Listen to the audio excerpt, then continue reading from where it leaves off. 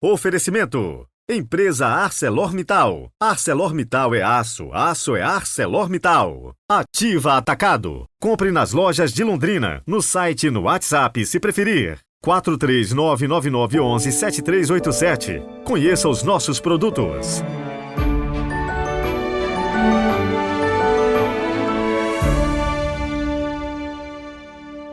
Louvado seja nosso Senhor Jesus Cristo, para sempre seja louvado. Hoje é quinta-feira, 28 de setembro de 2023. O nosso super abraço para a Ingra Liberato e o seu esposo Sidney Silva, de Teresina, no Piauí. Uma grande alegria ter vocês por aqui todos os dias, viu? Deus os abençoe sempre. Quero também dar aquele super abraço a todos os nossos patrocinadores e que nos ajudam a custear a produção do Evangelho do Dia. E se você tem alguma empresa e quiser colaborar, se manifeste através do nosso WhatsApp ou no Instagram, padre.heriberto. Iniciemos com a nossa oração do dia.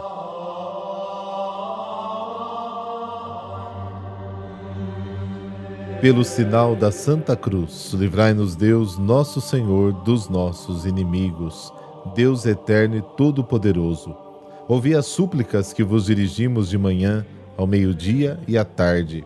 Expulsai de nossos corações as trevas do pecado e fazei-nos alcançar a verdadeira luz, Jesus Cristo. Amém.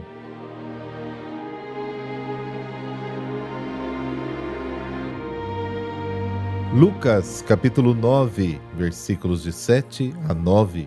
O Senhor esteja convosco, Ele está no meio de nós. Proclamação do Evangelho de Jesus Cristo segundo Lucas. Glória a vós, Senhor. Naquele tempo, o tetrarca Herodes ouviu falar de tudo o que estava acontecendo e ficou perplexo, porque alguns diziam que João Batista tinha ressuscitado dos mortos. Outros diziam que Elias tinha aparecido, outros ainda que um dos antigos profetas tinha ressuscitado. Então Herodes disse: eu mandei degolar João. Quem é esse homem sobre quem ouço falar essas coisas? E procurava ver Jesus. Palavra da salvação. Glória a vós, Senhor.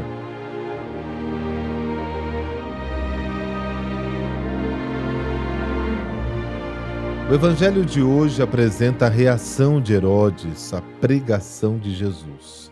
Herodes não sabe como se posicionar diante do Senhor.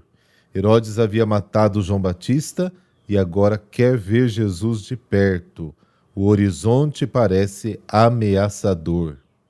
O texto começa com a exposição das opiniões do povo e de Herodes sobre Jesus. Alguns associavam Jesus a João Batista, a Elias. Outros o identificavam como um profeta, ou seja, uma pessoa que fala em nome de Deus, que tem a coragem de denunciar as injustiças dos poderosos e que sabe inspirar a esperança aos mais pequenos. Ele é o profeta anunciado no Antigo Testamento como um novo Moisés, Deuteronômio capítulo 18, versículo 15. São as mesmas opiniões que o próprio Jesus recolhe dos seus discípulos quando pergunta: quem sou eu para o povo? Lucas capítulo 9. As pessoas procuravam compreender Jesus a partir de coisas e pessoas que conheciam, pensavam, esperavam. Tentaram encaixá-lo nos critérios familiares do Antigo Testamento, com as suas profecias e esperanças, e na tradição dos antigos, com as suas leis, mas eram critérios insuficientes. Jesus não cabia, ele é sempre maior. Herodes quer ver Jesus, mas ele pensa: mandei decapitar João? Quem é este de quem ouço tais coisas? Herodes era muito supersticioso e sem escrúpulos. Reconhece ser ele próprio o assassino de João Batista. Agora ele quer ver Jesus. Desta forma, Lucas sugere que ameaças começam a aparecer no horizonte da pregação de Jesus. Herodes não teve medo de matar João. Ele não terá medo de matar Jesus. Por outro lado, Jesus também não tem medo de Herodes. Quando lhe contaram que Herodes tentava prendê-lo para matá-lo, ele lhe mandou uma mensagem: vá e diga àquela raposa: eis que expulso demônios e realizo curas hoje e amanhã, e no terceiro dia terei terminado. Lucas 13. Herodes não tem poder sobre Jesus. Quando na hora da paixão Pilatos envia Jesus para ser julgado por Herodes, Jesus nada responde.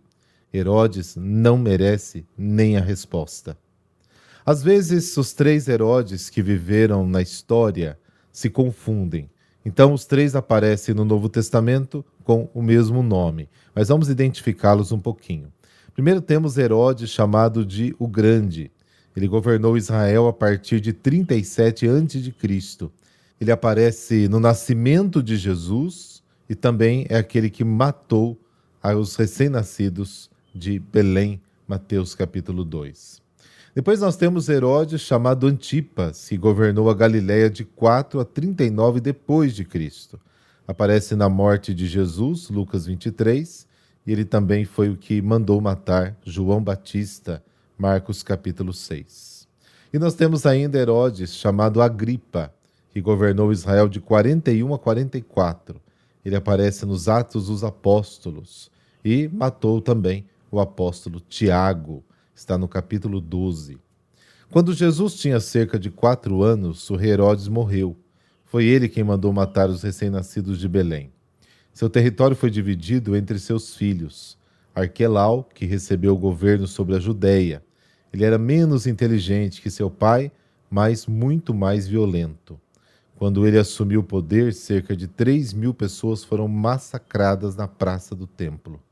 O Evangelho de Mateus diz que Maria e José, ao saberem que este Arquelau havia assumido o governo da Judéia, tiveram medo de voltar por aquele caminho e retiraram-se para Nazaré, na Galiléia, Mateus capítulo 2, governada por outro filho de Herodes, chamado Herodes Antipas. Este Antipas durou mais de 40 anos. Durante os 33 anos de Jesus, não houve mudanças no governo da Galiléia. Herodes o Grande, pai de Herodes Antipas, construiu a cidade de Cesareia Marítima, inaugurada no ano 15 a.C. Foi o novo porto de escoamento dos produtos da região. O objetivo era competir com o grande porto de Tiro, no norte, e assim ajudar a realizar o comércio na Samaria e na Galiléia. Por isso, desde o tempo de Herodes o Grande, a produção agrícola na Galiléia começou a não mais ser orientada em torno das necessidades das famílias, como acontecia antes, mas a partir das necessidades do mercado.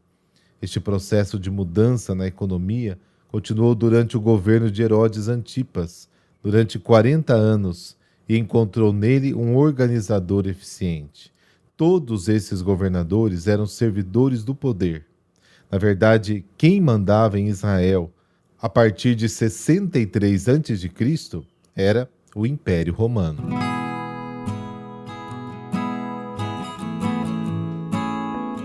Hoje a igreja celebra São Venceslau, o pacífico duque da Boêmia. São Venceslau nasceu em Praga, República Tcheca, em 907. Foi educado como cristão pela sua avó, Santa Ludmila. Sucedeu a seu pai, Vratislau, antes de morrer, quando ainda muito jovem, tornando-se duque da Boêmia. Isto despertou em sua mãe, Draumira, a ira e a vingança, pois ela preferiu o segundo filho, Boleslau. Cristianizou seu país como um verdadeiro nobre, pacífico na administração do reino e misericordioso para com os pobres. Redimiu um grupo inumerável de escravos pagãos que estavam à venda em Praga para que fossem batizados. Certa vez decidiu fazer um duelo para não envolver seus soldados na guerra, mas seu adversário se reconciliou com ele. Antes que isso acontecesse, a mãe tomou à força o poder e começou uma grande e desumana perseguição aos cristãos. Assim, pela sua maldade e impopularidade junto ao povo, foi deposta pelos representantes das províncias que fizeram prevalecer a vontade do rei Vratislau, elevando ao trono seu filho Venceslau. Imediatamente, seguindo o conselho da avó, Venceslau levou de volta ao reino o cristianismo. Quando soube disso, Draumira ficou tão transtornada que contratou alguns assassinos para dar fim à vida da velha e bondosa senhora que morreu enquanto rezava, estrangulada com o próprio véu. Draumira sabia que ainda havia mais uma pedra em seu caminho, impedindo seus planos maldosos e sua perseguição ao povo cristão. Venceslau era um obstáculo difícil, porque em muito pouco tempo já tinha conquistado a confiança, a graça, a simpatia do povo que via nele um verdadeiro líder, um exemplo a ser seguido. Draumira e Boleslau, inconformados com a popularidade de Venceslau, arquitetaram um plano diabólico para acabarem com a sua vida. Morreu em 935. Boleslau atacou Venceslau enquanto ele ia sozinho, como costumava fazer a igreja. A mãe e filho, porém, não tiveram tempo de saborear o poder e o trono roubado de Venceslau, porque em poucos dias Draumira teve uma morte trágica e Boleslau foi condenado pelo imperador Otton I. O seu corpo foi sepultado na igreja de São Vito, em Praga. Desde então passou a ser cultuado como santo. A Hungria, a Polônia e a Boêmia têm em São Venceslau seu protetor e padroeiro. Mais tarde, no século XVIII, a igreja inscreveu São Venceslau no calendário litúrgico, marcando a sua festa para o dia 28 de setembro. São Venceslau, tu foste nobre de sangue, mas muito mais nobre de alma.